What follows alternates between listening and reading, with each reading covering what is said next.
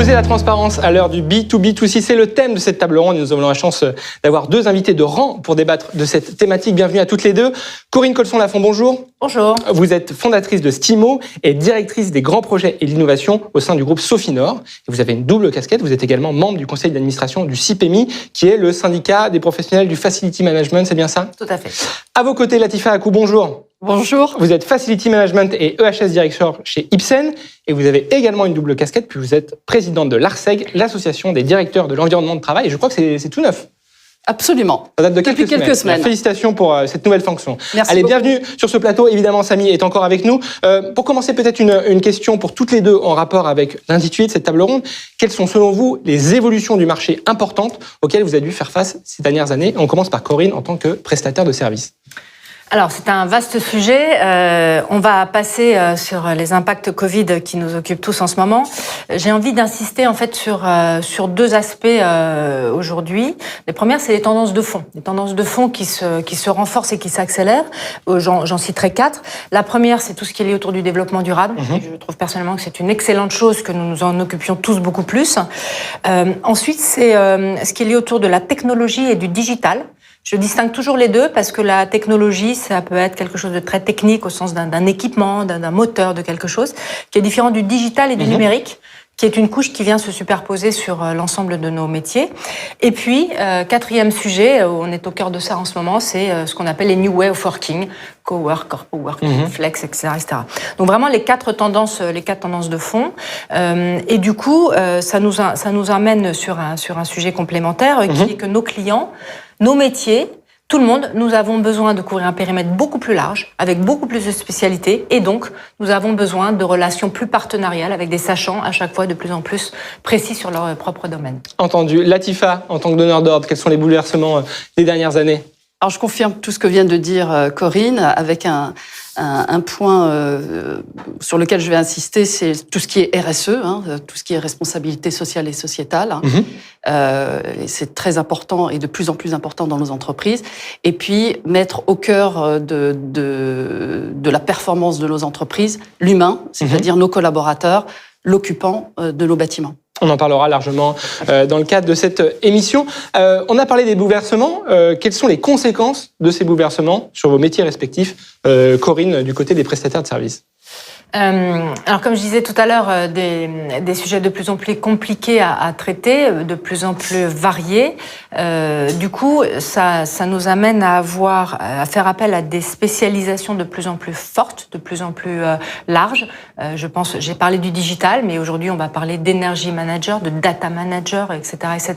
Donc nous avons besoin de faire appel à des spécialistes plus pointus. Et de plus, nous avons besoin de nouer des partenariats dans un écosystème plus large. Parce qu'on ne peut pas tout faire. On ouvre le spectre. Voilà, donc un écosystème qui traditionnellement dans nos métiers du FM était avec des partenaires métiers, des hommes et des femmes qui faisaient du métier. Maintenant, cet écosystème, c'est aussi avec tout un tas d'entreprises de technologie et de digital, et notamment beaucoup de start-up. Donc des partenariats dans des écosystèmes et métiers et numériques. Très bien. Latifa, même question sur les bouleversements en cours pour vos métiers.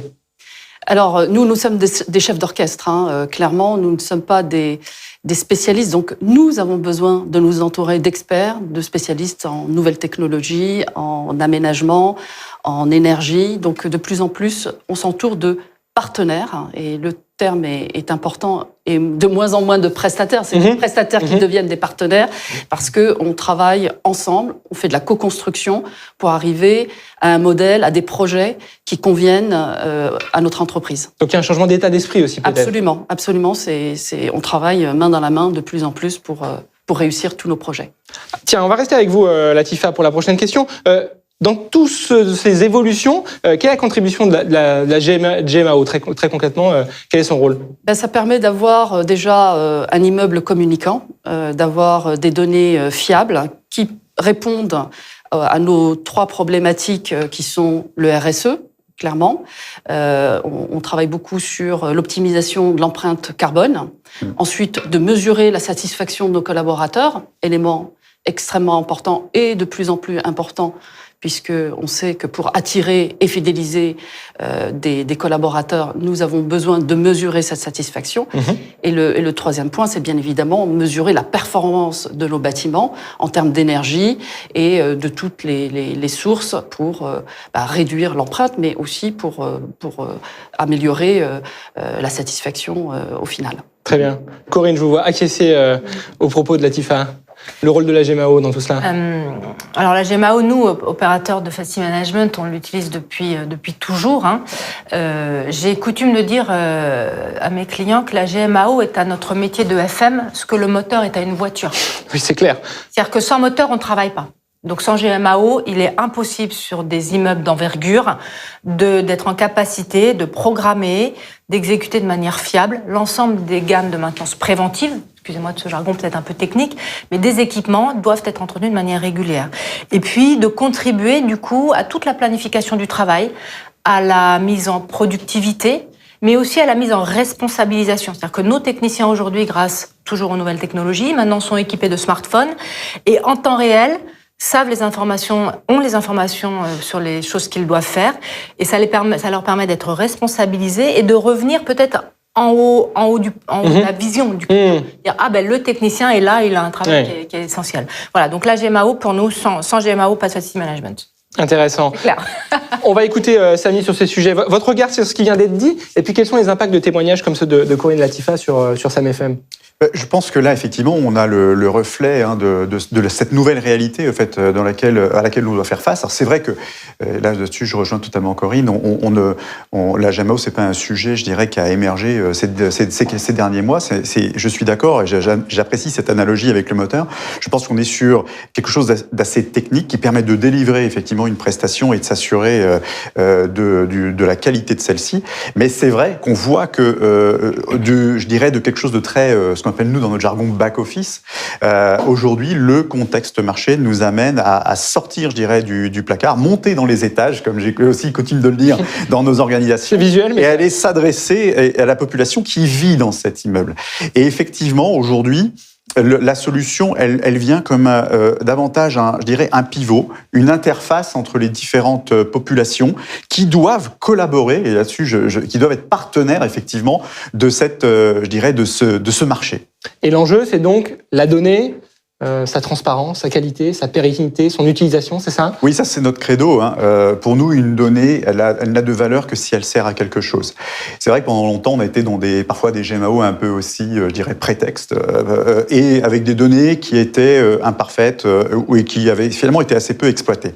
Aujourd'hui, et par le mécanisme très simple, c'est de la mettre au cœur de la relation, de la partager avec les différents intervenants. Ça permet d'améliorer finalement sa qualité, puisque évidemment on ne prête d'attention qu'à ce qui est regardé, et en même temps ça permet d'améliorer cette relation et de permettre d'affiner les prestations et la qualité du service rendu. Très bien.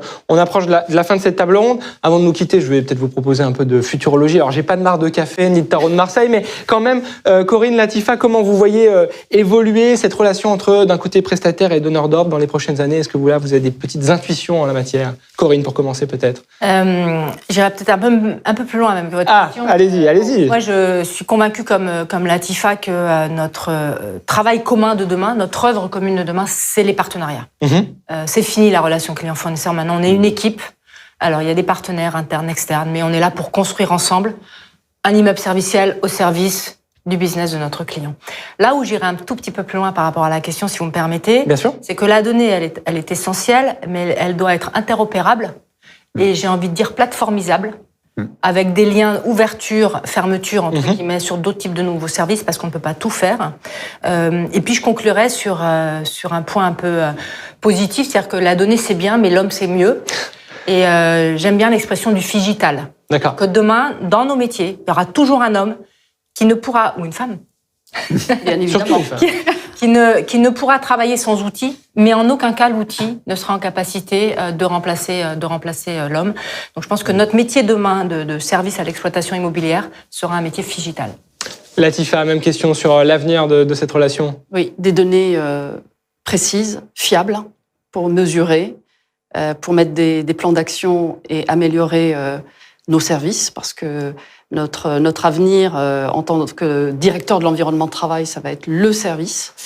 C'est une évidence et ça se dessine au fil du temps. Et cette période de Covid et de confinement nous le démontre. Et puis la relation aux prestataires, oui, c'est plus, et ça fait depuis quelques années, et on en a fait l'expérience, Corinne et moi-même, c'est travailler ensemble, c'est un partenariat, c'est savoir à la fois co-construire et savoir être solidaire. Je pense que ce mot n'est pas galvaudé, il est utile et surtout aujourd'hui, c'est ce que nous appliquons. La plupart d'entre nous, en tant que donneurs d'ordre, c'est d'être solidaires les uns avec les autres, parce que la roue tourne. Et aujourd'hui, c'est les donneurs d'ordre qui aident les prestataires, les partenaires, et demain, ce sera les prestataires qui aideront sûrement les donneurs d'ordre. Donc, je dirais que l'avenir va se construire sur cette solidarité et cette expertise nécessaire, nous, en tant que directeur de l'environnement de travail. Donc, on a besoin de nos partenaires pour faire des beaux projets et qu'on soit crédible auprès de nos directions générales. Très bien, on terminera cette table ronde sur cette belle idée de solidarité. Merci à toutes les deux.